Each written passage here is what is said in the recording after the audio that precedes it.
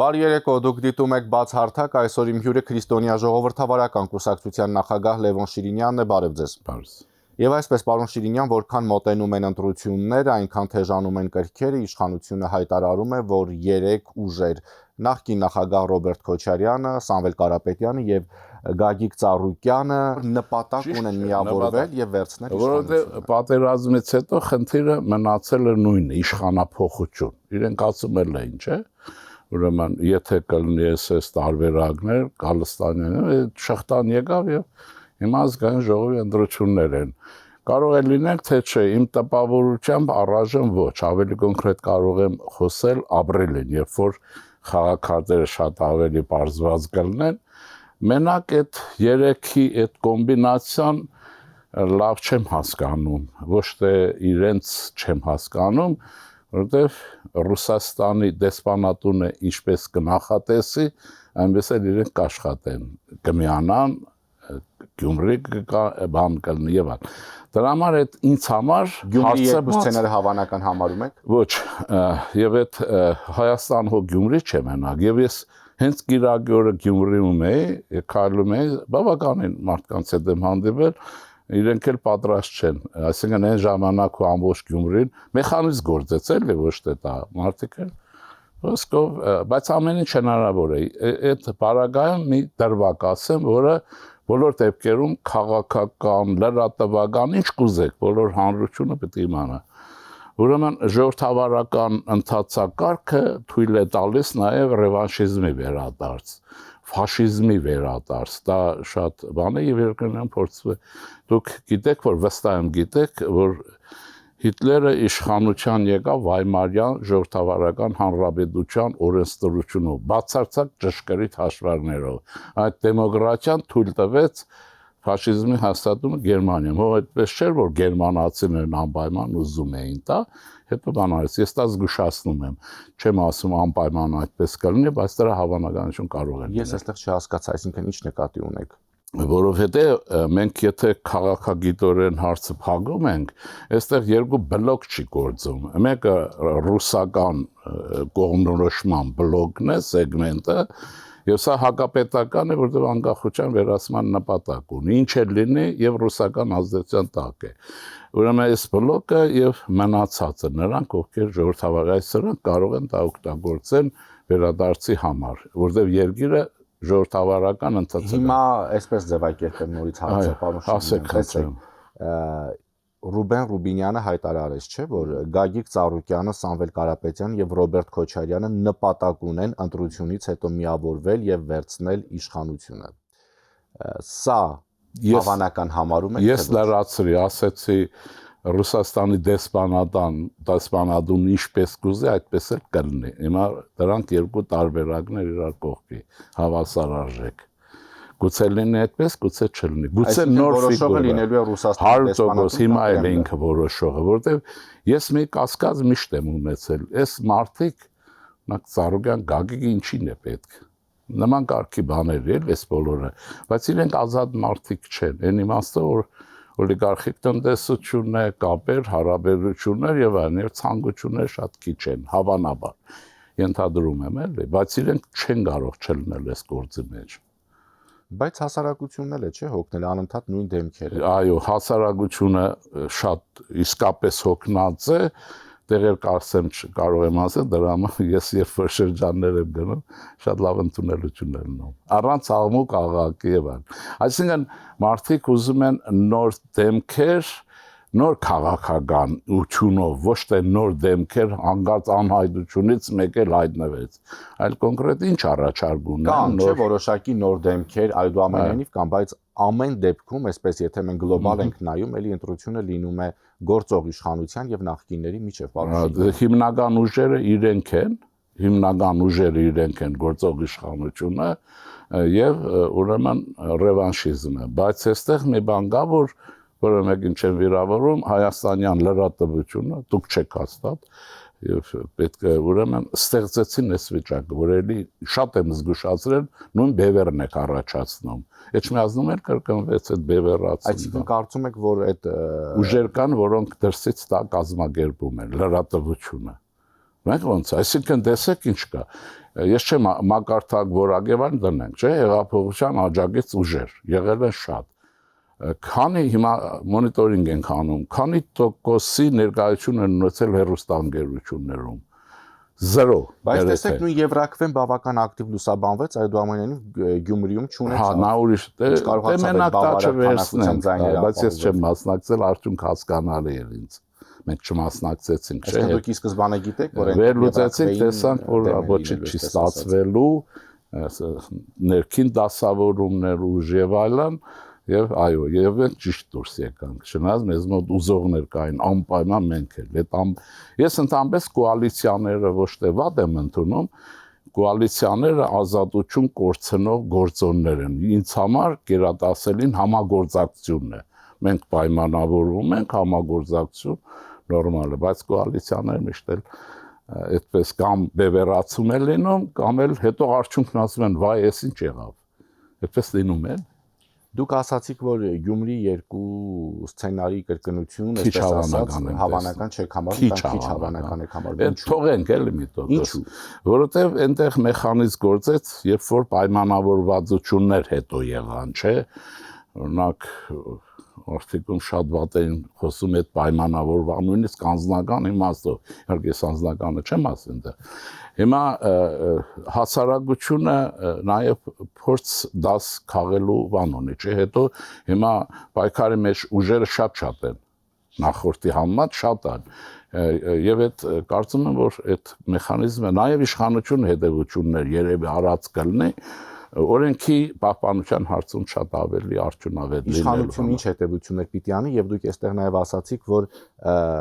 հասարակությունն էլ ինչ որ առումով պետք է հետևություն անի, բայց տեսեք այդ նույն կերպով նույն հասարակությունը Գյումրիում ճանաչում էր այն ուժերին, ովքեր ներկայացված են եւ մասնակցում են ընտրություններին եւ գյումրեցին ընտրեց։ Ինչ նկատի ունեմ, ասենք գումարներ բաժանել, նման բաներ, որ օրենքի խախտումներ են, թե չէ իշխանությունը ինչ պետք է անի։ Իշխանությունը պետք է ապահովի օրենքի գործադրումը բառացիորեն գրեթե։ Եթե դա լինի, եթե հիմա խելագարվել են, դա էլ կարող է լինել։ Քննադատակաշարքի առումով պետք է ուշադրել։ Իհարկե, ոչ միայն օրենքի խախտումներ, կուտակումներ, ինչ որ օրենքա ունի։ Եթե դա աշխատի, այդպես ազատ չեն կարող լինել։ Մեկը մեջ էլ այստեղ պարադոքս կա, չէ՞, մի ուժ է հայտնվել, որի լիդերը բանում է, քրեակատարողականում է, թե որտեղ է, որը քաղաքացի չի եւ այլն, հասկանալի չի, ով է թույլատրել, ինչու է մասնակցում, այդ հայ լինելը, կարելի է Չիլիից է ճարել, բերել մի $1000 մի տարի առաջ բարեգործություն ճակերտ անի, կմտնի քաղաքական պայքարի մեջ, այն 70% են հաշվում ես կլինեն, չի լինելու։ Նկատի ունեք Սամվել Կարապետյան։ Իհարկե, հա բանում չկա, իմիջիայլոց չգիտեմ, ես ոչ թե ուզում եմ իրենց, ես երբեք վարգապետման վրա չեմ աշխատել, շրջաններում չկա իրենց անունը, Քոչարյան գոյություն չունի, բացի իհարկե իրենց միջավայրն ունեն։ Սամվել Կարապետյան խիստ անորոշ է։ Ես ասեմ քաղաքագիտորեն դա ինչ է նշանակում, են պատկերացում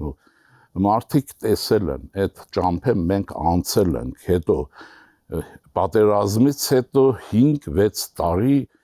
չէ ատամներով ըստ էության հասարակություն եղած իշխանությանը պահեց, հիմա իշխանություն լավն է, վատն է, դրանք են կողմել առայժմ։ Ուրեմն պահեց, հիմա այդ տեմպը կոտրվելու է, թե չի կոտրվելու։ Իհարկե այստեղ ուրիշ բան կարող է լինել։ Պիտի հասկանալ, որ շատ վատ կլինի, եթե հետ ուրեմն ընտրական զարգացումներ լինեն, գիտեք ինչեր կարող են լինել, եւ երկրորդը, ասենք, կարող է քբեյցայինը շատ լինի, բայց որ առաջիններ լինելու չեմ կասկածում, դա ես չեմ, էլ մենք չենք, բայց ուրիշ բան կարող է լինել, մեծամասնություն եթե չլինեն,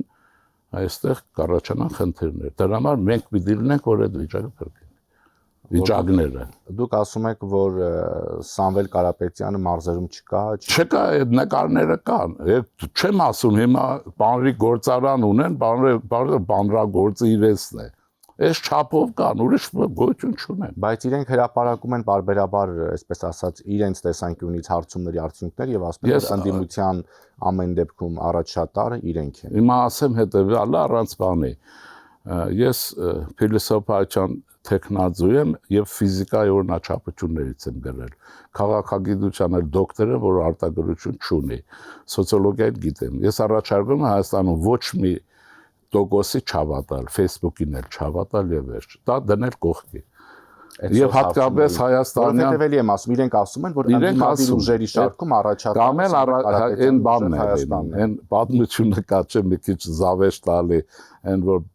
մի բիծան գնում է, ասում է ես էլ եւ այլն, ասում է ով է ասել, ասում է Աշոտն է ասել, ասում է դու էլ ասա էլ։ Կամ դուք էլ ասեք, կամ էլ սոցիոլոգ որտեղ մենք դա չունենք, շատ լավ կլներ ունենայինք։ Այն գելապը հələ մարդիկ քնից արթնացած չեն, ինչ որ գելապ կա, մեկը տեսնում ես թվեր են լսնում բաներ, բայց մենք մեջն ենք դրանք, գիտենք որ։ Շատ հաճախ նաև իշխանության ներկայացուցիչներն ասում են, որ առաջիկա ընտրությունը լինելու է ընտրություն խաղաղության եւ պատերազմի գուբերնիայի միջև։ Հաստատ է, ռուսական սեգմենտին չի։ Ես չեմ կարող ասել, որ ընտրությունը իշխանության կողմ միայն խաղաղության համար է, որովհետև մեզնից չի որ կախված այդ խաղաղությունը եւ շատ քիչ է կախված որպես Հայաստան, բայց որ իրեն խաղաղության կուրս են վարելու հաստատ է։ Եվ ես կփոխեի օրինակ քրիստոնյա ժողովրդավարական կուսակցության ընկալումով շատ լավ է հարաբերությունների կանոնավորում, ոչ թե խաղաղություն, որ ինքնին ենթադրում է խաղաղություն, բայց որ երկրորդը գուբերնիա է, գուբերնիավորն է, գուբերնիա էլ չի, որտեղ Ռուսաստանը դրանք այլևս չի ճանաչում։ Բայց դա կարող է լինել թե չէ։ Ես ուզում եմ, որ իրեն չանեն դա, չի լինելու։ Ռուսաստանը տնտեսական իմաստով օրի ինչ աներգել եմ ասել եմ եւ աղետալի վիճակի հասցվել։ Հիմա ինչ են ուզում։ Այսինքն ես չեմ հասկանում այդ Ռուսաստան ասածից ինչ են ուզում։ Գոնե Մեքսիկա ուզեն, գոնե ինչ արագար։ Պարոն Շիրինյանի, ես 3-4 տարի է լսում եմ այդ արտահայտությունը ձեզանից, որ Ռուսաստանը կաթվածահար վիճակում է, Ռուսաստան հակառակ ապացույցն է։ Երևանում էլ բողոքի ակցիա էր Ռուսաստանի դեսպանության դիմաց, այդ ռուս-ուկրաինական պատերազմի հերթական տարելիցն էր։ Հիմա տեսեք ինչ է։ Ռուսաստանը հայտարարեց 3 օրում, 3 ամիս, 3 խնդրի լուծում։ Ոչ մի խնդիր չի լուծել։ Լրատվությունն ասում է այսքան առաջ շարժվեցին Կուբրյանսկում, բայց Կուբրյանսկի շուրջ պետք է Միացյալ Նահանգների նախագահն էլ հայտարարում էր 1 օրում այդ պատերազմը վերահսկել։ Այս Միացյալ Նահանգներն են, որ հանուն Եվրոպայի այդ հարցերի լուծման Ռուսաստանի հետ վարվում է փաղաքշանքով։ Եթե այս պատերազմը դադարեցնելու ինքը իրենով գոյություն չունի, ինքը իրենով։ Ես միշտ չեմ ասում չկա, ինքը չկա եւ տարածաշրջանում առայժմ չկա թուլանում ազդեցությունը, դինամիկայի մասին է խոսքը, ինքը չի կարող լինել։ Ինքը ասեմ ձեզ, նաեւ ընդ գլոբալ բան կա։ Այն չի որ ես Ռուսաստանով տարապում եմ, էլի 100% դա չի։ Ուրեմն նայեցեք, Ռուսաստանը իր պատմության մեջ ոչ մի պատերազմ չի շահել, եթե եվրոպական որևէ պետություն իր հետ չի եղել։ Կարող եք ստուգեք։ Այս անգամ ամերիկացիները ինչ են անում, ասեմ, ինչ է անում պարոն Թրամփը։ Անագոնդայի քաղաքականություն է իրական։ Այսպես գրկել է, աստիճանաբար սեղմում է, դա էվոլյուցիոն մահ է, բայց Միացյալ Նահանգներ եւ Եվրամիություն հարաբերություններն են բավական լավ։ Այդ եմ ասում, հանուն նրանց մինչև վերջ պատին դեմ չի արել, բայց պատին ինքը գնում է, ներքին ռեսուրս չունի զարգանալու եւ առասարակ դա մեզ էլ է վերաբերում։ Այն երկրները, որոնք չունեն արդիական համալսարաններ, ոչ մի ապագա չունեն։ Դրա համար օրինակ ես մեր իշխանություններին առաջարկում եմ Հայաստանում շատ արագ ամեն հնարավոր միջոցներով համալսարաններ ստեղծել Թրամփի այն ուղին եւ այն բաները, որ նախատեսումները կան, լավ ռեալիզացնելու համար։ Քանի որ համալսարաններից խոսեցիք, ես հիշեցի այսպիսի մի բան եւս, որ օրեր առաջ ազգային ժողովի փոխնախագահ Ռուբեն Ռուբինյանը հիշում եք, որ այսպեսի հայտարարություն արեց, որ ռուսաստանցի բիզնեսմեն Սամվել Կարապետյանը առաջարկում է Հայաստանում ռուսերենն ու անգլերենը դարձնել պետական լեզուներ, սա համարում եմ խայտառակ եւ անինքնասեր առաջարկ, մենք որևէ մեկի գաղութը չենք։ Ես ասեմ, որ հանցագործ դա անինքնասեր չի։ Նա այն որ ասում է Վարդուշ ասում եմ, Սիրուշը հասկանա։ Այդ անգլերենը դեպի հարել ռուսերենն անցկացնելու համար իր մայրեն լեզուն։ մենք բացառված է Հայաստանում որևէ երկրորդ պետական լեզու, բայց նույն էլ Ղազախստանի բարական է, Սամվելը նրանց համար էլ կարող է ասել, բայց մեզին չէ պետք որպեսզի այս ամերիկյան, եվրոպական օժանդակությունները ռեալիզացնենք։ Ուրեմն մեզ շատ արագ անգլերենի ուսուցման բարձր մեծից փոքր եւ համակարգչային տեխնոլոգիաներ եւ այլն, եւ ֆրանսերեն մշակույթի հոսք կազմակերպել, եւ դա շատ հնարավոր է։ Ռուսերենի ներկայությունը ինչքան իջնի, այնքան մեր ժողովուրդը կարող չանա։ Էլի վերադառնանք ընտրությունների թեմային։ Ձեր խոսքում, պարոն Շիրինյան, դուք ասացիք, որ հետընտրական ցնցումներ կամ խնդիրներ կարող զարգացումներ կարող են լինել։ Եթե ԿՊ-ն, ասեմ այսպես, ԿՊ-ն որ առաջինը կմնա, այսօրվա տվյալ կասկած չկա, իրենց ես ասեց են ասեց եւ վարչապետը որ առաջի տեղ իր բանով կլինի հաստատ չի։ Տեսեք, ես չեմ ասում ես էլ կարող եմ առաջին որ միանշանակ է որ առայժմ եւ դա այդպես է լինելու է եւ հասարակությունը անելու է վախից կանի թե ինչ կանի, սա հաստատ է, բայց եթե վախից կանի, պարոն Դե հիմա սրանց տեսնում են կգնա նրանց քվեարկեն։ Քիչ եղել Հայաստանում, դա մեխանիզմ է, որին սովորեցրել ենք։ Հիշեք Քոչարյանի Սերժի բանի ժամանակ նա դեմ էին անում Բոբոյի, մյուսը հանրապետական համար գժվում էր, որտեղ Բոբոն այս մեխանիզմը, եթե դա աշխատեց, բայց հիմա դա այնպես տնենք, եթե չկարող, ենթադրենք 45%-ի շրջագծում լինի առաջի տեղը, այն ժամանակ, եթե ասենք չլինի 50+1-ի բարական կոալիցիոն կառավարություն, իսկ իրենք չեն գա, այն ժամանակ նրանք կառաջացնեն քաղաքական ճգնաժամ, որպեսզի լինի ընտրություններ նորից, այն պատկերացեք այն ինտերվալում նոր ընտրություններ Հայաստանում ինչ կարող են լինել։ Դա չպիտի թույլ տալ, դրա համար դեմոկրատական ուժերի համախումբը պիտի համագործակցության մեջ լինի եւ ազնվորեն եւ բանը ԿՊ-ն էլ պիտի շատ բաներում ճկուն լինել, այսպես ասեն, տեսակետների մեջ, բացատրությունների մեջ եւ այլն։ Ես գիտեմ, որ իշքան գործ առաջ կնա Քոչարյանի դատը պահանջելու են, հանրությունը։ Ուր գնում եք, ասում են, Քոչարյանը չի դատվելու, բազե որ մենք չենք դատողը, չէ՞։ Ուզում եմ ասեմ, այս հարցերի հանդեպ իրենք պիտի ուշադիր լինեն եւ թատրոնը կլինի եւ մնացած կլինի։ Վերջերս Հայաստանի վարչապետը նաեւ հայտարարեց, որ մենք մեր ձեռքերը կկտրենք, բայց ընտրությունները չենք կեղծի։ Իսկ կարծում եք, որ էլի կլինեն դեպքեր, երբ կփորձեն ընտրակաշառքով ձայներ հավաքել։ Կասկածում եք։ Հենց հիմա նկարների մի բան է սկսվել, դա բարձ է։ Իրենք ուրիշ բան չգիտեն էլի։ Այսինքն կարծում եք, որ էլի կլինեն ուժեր, որոնք կփորձեն ընտրակաշառքով տարբեր քաղաքացի չեզոք։ Համ Սամվել եմ ընտրում, Սամվելն ով է որ ընտրեմ։ Ինչու պիտի ընտրեմ։ Ով է, ինչ է։ Դե մարդը կարող ինքը որոշել է ընտրի։ Չեմ նեղացնելով չէ։ Չէ, մոտիվացիա է պետք։ Ինչու եմ ընտրում X-ին, ինչու եմ ընտրում Քոչարյանին պետք է ընտրել որ մարդի մեկը հետ կա։ Հանրության գիտակցության մեջ սիրովի նստած է այս մարդու բարակայով եւ հետները զրուցեք, ուրիշ բան չկա։ Այն մեկները եկել Ռուսաստանից ինչ-որ բաներ է խոսում, կուսակցում, բացում, փակում։ Արագից ցեխ կլինեն ուժեր, որոնք նորից կառաջարկեն ընտրակաշառք կամ ասենք ինչ-որ խոստումներ կտան, որոնք էլի ընտրակաշառքի կերպով հիմա չեն տալիս, ասում են մենք որ եղանք վարչապետը ուրեմն աշխատավարձ չի ստանալու։ Այդ ծավի վարչապետ աշխարհում գիտեք, իրենք ֆոկուսնիկ են։ Այսինքն որ լրիվ կողոպուտի ենթարկի երկիրը։ Ոնց կարող է երկրի ուրիշ բան է որ վարչապետը կաշառքով չպետք է զբաղվի, աշխատավարձով պետք է ապրի ինչպես պալմեն։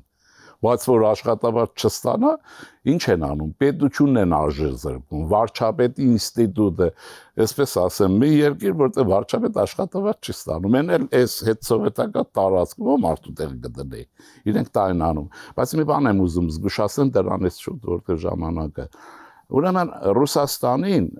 շատ չի հետաքրքրում ռուսական սեգմենտի ճակատագիրը։ Ինձ եթե չեն հավատում,